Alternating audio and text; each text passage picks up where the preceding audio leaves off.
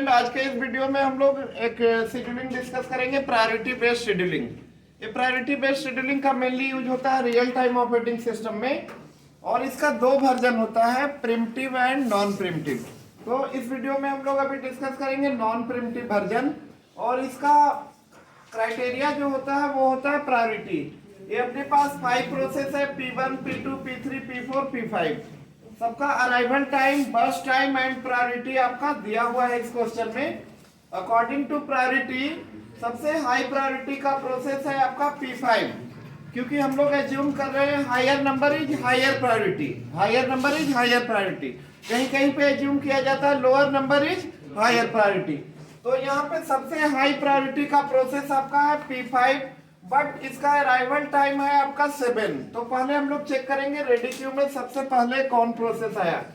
तो ready queue में time 0 आपका P1 आया है, दैट्स व्हाई हम लोगों ने P1 को शेड्यूल किया है 2 यूनिट टाइम, बिकॉज BT इसका 2 था प्रोसेस P1 का। अब देखिए टाइम 2 पे कोई भी प्रोसेस नहीं है हमारा रेडी क्यू में, 4 पे आया है P2। तो 2 से 4 तक हम लोग CPU को आइडल रखा है यहाँ पे। आफ्टर दैट आपका प्रोसेस P2 आया है। अभी भी आपका हाई प्रायोरिटी का प्रोसेस रेडी क्यू में नहीं आ चुका है, इसका आने का टाइम है आपका 7।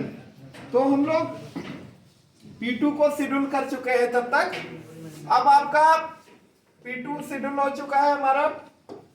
अब देखिए टाइम 9 आपका P3, P4 and P5 all the process are arrived in ready queue. सारा का सारा प्रोसेस रेडी क्यू में आ चुका है।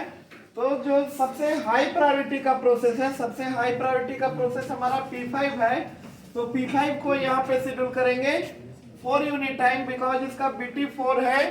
9, 4, 13 तक आपका P5 चलेगा। P5 एग्जीक्यूशन अपना कंप्लीट कर लिया। अब देखिए P5 के बाद सबसे हाई प्रायोरिटी का प्रोसेस P4 है, बिकॉज इसका प्रायोरिटी नंबर 9 है एंड BT 7 है। तो 13 और 7 20 तक आपका P4 चलेगा। P4 gets executed.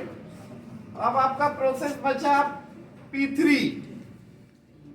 P1 schedule हो चुका, P2 शेड्यूल हो चुका, P5 शेड्यूल हो चुका, P4 शेड्यूल हो चुका। अब आपका प्रोसेस बचा P3। तो P3 का आपका प्रायोरिटी कितना है? 6 है। प्रायोरिटी से कोई मतलब ही नहीं है, लास्ट एक ही प्रोसेस बचा है P3। तो हम लोग P3 को शेड्यूल कर देंगे 6 यूनिट टाइम, 20 एंड 6 26 P3। सारा प्रोसेस शेड्यूल हो चुका है। Completion time of P1 is 2 and completion time of P2 is 9। Completion time of P3 is 26। Completion time of P4 is 20 and completion time of P5 is 13 पे complete हो चुका है। Turn around time निकाल देंगे इसका हम लोग CT minus 80। 2 minus 0 2 होगा, 9 माइनस 4 5 होगा आपका। कंप्लीशन टाइम है 26 एंड अराइवल टाइम है 5। सो turn around time is 21। Completion time of P4 is 20 and arrival time is 6। 14 is completion time 13 and arrival time 7 6। आपका बेटिंग टाइम निकाल लेते हैं TAT माइनस बस टाइम। 2 माइनस 2 0। P2 का 5 minus 5 0। 21 minus 6 15 and P4 का 14 and 7 होगा। P5 का आपका कंप्लीशन टाइम है 13 एंड बर्स्ट टाइम है 4। तो बेटिंग टाइम इज 9।